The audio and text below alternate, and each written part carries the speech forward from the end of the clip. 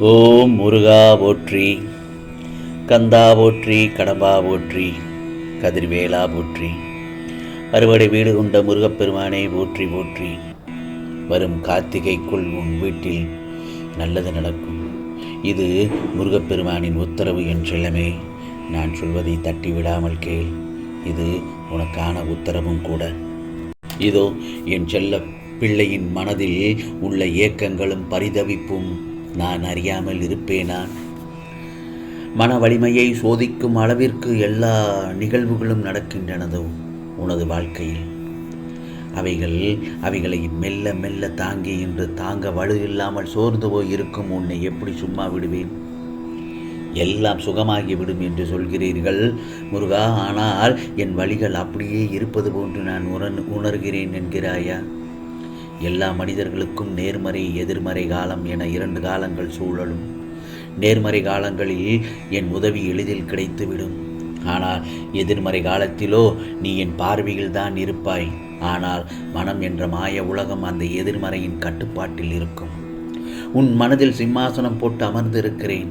இருந்தும் உன்னை விடுவிக்க நான் அதனோடு போடும் வாக்குவாதம்தான். அமைதியான நிலையில் இருக்கும் நான் என் பிள்ளையான உன்னை விடுவிக்க காப்பாற்றாத அத்தனை ரூபங்களும் எடுப்பேன். கவலைப்படாதே.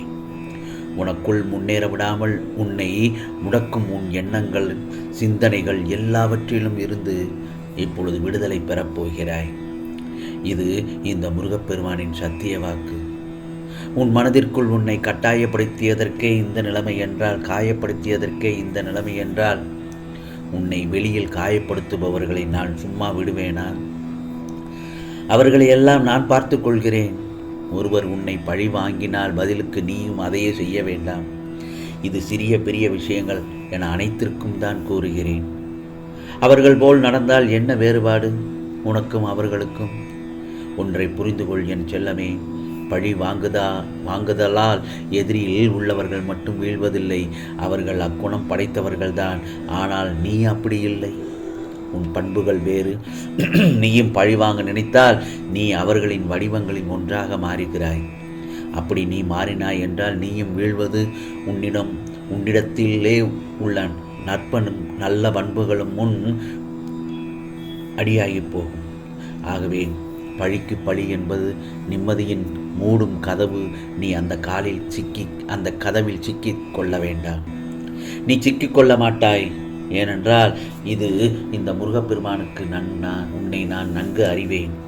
இந்த அறிவுரை உன் ஆன்மாக்கு அன்று மாயை நிறைந்த உன் மனதிற்குத்தான். ஆகவே நான் சொல்வதை சற்று கவனமுடன் கேட்டால் உன் வாழ்க்கை சொர்க்கமயமாகும் என் செல்லமே. பிறகு உன் பாதையில் எல்லாம் வெற்றியாகத்தான் இருக்கும். ஏனென்றால் என்னை நீ தஞ்சம் அடைந்து விட்டாய் அல்லவா? இனி எதற்கும் பயப்பட வேண்டாம். உன் பயணம் என் பாதையை நோக்கி இருக்கட்டும். உனது மனம், புத்தி, அகங்காரம் எனும் 3ஐயும் என்னிடம் சமர்ப்பித்து விடு. இந்த உலக வாழ்க்கையில் உன் கையில் ஏதும் இல்லை. எல்லாவற்றையும் நானே இயக்குகிறேன். நம்பிக்கை எனும் அச்சாணியாக என்னை மனதினில் நிறுத்து. பொறுமையாக வாழ்ந்து வா. உன்னை சேர்ப்பிக்க வேண்டிய இடத்தில் கண்டிப்பாக சேர்த்து விடுவேன். என் நாமத்தை எப்போதும் சொல்லிக்கொண்டே இரு. முருகா முருகா என்று என்னை உன் மனதில் நினைத்து உன் கர்மாவை செய்து வா. அது போதும் உனக்கு. உன்னை நான் கைவிட மாட்டேன். ஆம் செல்லமே. வரும் கார்த்திகைக்குள் உனக்கானதெல்லாம் நிச்சயமாக நடக்கும். இனி வரும் காலம் வளம் பெறும். ஆம் செல்லமே. எதிர்ப்பதற்கல்ல, பொறுப்பதற்கே தைரியம் வேண்டும். வாழ்க்கையில் எதிர்ப்பதற்கல்ல, வாழ்வில் பொறுப்பதற்கே தைரியம் வேண்டும். உறுதியான நம்பிக்கை வேண்டும். இன்று கிடைக்காவிட்டால் நாளை கிடைக்கும் என்று எதிர்பார்த்திரு. நாளையும் கிடைக்காவிட்டால் நாளை மறுநாள் கிடைக்கும் என எதிர்பார். உனது எதிர்பார்ப்பையும் தாண்டியும் கிடைக்காத போது ஒரு நாள் நிச்சயமாக கிடைக்கும் என்று நம்பிக்கையோடு இரு. அது நிச்சயமாக கிடைக்கும். எல்லாம் இருள் சூழ்கின்ற நேரமாய் உன்னை துரத்தி வருகிறதா? கவலை வேண்டாம். அத்தனையும் வீழப்போவது உறுதி. ஏனென்றால் உன் வாழ்வில் இன்னும் எத்தனை நாள் இந்த வேதனையும் துக்கமும் என்ற கேள்வியும் உன் வலியின் ஆதங்கத்தையும் நிச்சயமாக இந்த முருகப்பெருமான் உணர்கிறேன். இதோ உன் கழுத்தை நெரிக்கும் எல்லா விஷயங்களும் என் கையால் தான் முடியப் போகிறது. நான் அமைதியாய் இருக்கிறேன் என்று நீ நினைப்பது சரிதான். ஆனால் என் மௌனத்திற்கும் ஒரு எல்லை உண்டு அல்லவா?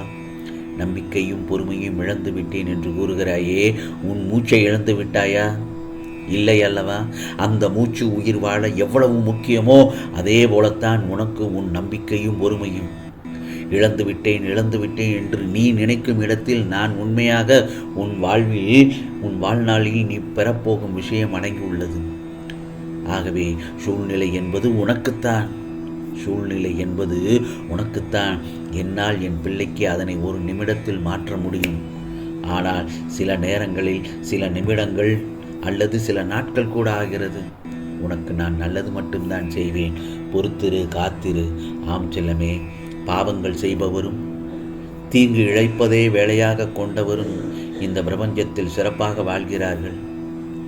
ஆனால் ஒரு பாவமும் அறியாத எனக்கு 8 திசைகளிலும் ஏன் இந்த துன்பமும் துயரமும் சூழ்ந்துள்ளது என்று என்னிடம் அழுது புலம்பி கேட்கிறாய்.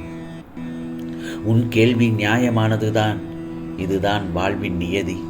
ஏனென்றால் மனிதனாய் அவதாரம் எடுத்த கடவுள் ராமபிரான் படாத துன்பங்களை விடவா நீ பட்டு விடுவாய்?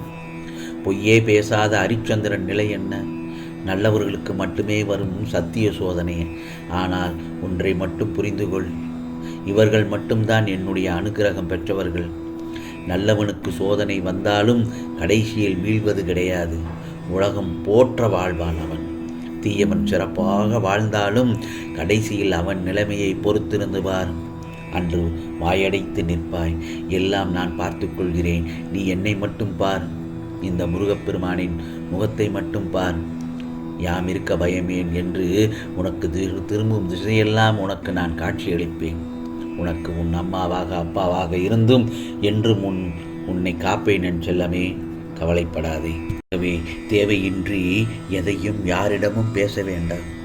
அறிவற்ற முட்டாள்களுடன் விவாதம் செய்வதை விட நான் தான் முட்டாள் என்று சிரித்தபடி விலகிச் செல்வதை புத்திசாலித்தனம். ஒவ்வொரு மாற்றத்திற்கும் ஒவ்வொரு காரணம் உண்டு.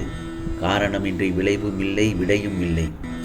நிரந்தரமானது என்று எதையும் ஏற்க முடியாது. துன்பம் வந்தபோது கூட என் மீது நம்பிக்கை குறையாமல் இருந்தால் உனக்கு என் உதவி கண்டிப்பாக கிடைக்கும். யாரையும் திட்டாதே, சாபமிடாதே, கெடுதல் நினைக்காதே. இன்று நீ பிறருக்கு செய்வதே நாளை உன்னை வந்தடையும். ஆகவே மனதளவில் வருந்தினாலே போதும். உனக்கு தீங்கு செய்தவருக்கு தண்டனை நிச்சயம் கிடைக்கும். இதுதான் பிரபஞ்ச நியதி என் செல்லமே. சொன்னால் கேட்கின்ற ஜீவன்களுக்கு அறிவுரை சொல்லலாம். என்ன சொன்னாலும் காதில் வாங்காத மாதிரி செல்பவர்களிடம் யாரும் புத்திமதி சொல்ல முடியாது. வாழ்க்கையில் தானாக அடிபட்டு திருந்தினால்தான். உன் மனதில் உள்ள காயங்கள் யாருக்குமே தெரியாது. நீ வலியால் துடித்த நாட்கள் யாருக்கும் தெரியாது. நீ கண்ணீருடன் கடந்த இரவுகளும் யாருக்கும் தெரியாது. நீ எதிர்கொண்ட அவமானங்களும் யாருக்கும் தெரியாது. நீ தூக்கி எறியப்பட்ட தருணங்கள், இழந்து போன உன் ஆசைகள், கைவிட்டு போன உன் கனவுகள், இவை அனைத்தும் யாருக்கும் தெரியாது என் செல்லமே. ஆனால் நீ அனைத்தையும் புன்னகையுடன் கடந்து வந்திருக்கிறாய். அதனால்தான் நான் உன்னை தேர்ந்தெடுத்தேன் என் செல்ல பிள்ளையாக. இனி உன் வாழ்வில் கஷ்டங்கள் அனைத்தும் தீர்ந்து சந்தோஷமான வாழ்க்கை வாழப்போகிறாய். ஆம் செல்லமே, சுபமங்கள நிகழ்ச்சிகள் நடக்கப் போகிறது. நீ பெரு வாழப்போகிறாய் என் செல்லமே. இது முருகப்பெருமானின் அருள் வாக்கு, சத்திய வாக்கு. ஓம் சரவண பவ, ஓம் சரவண பவ, ஓம் சரவண பவ.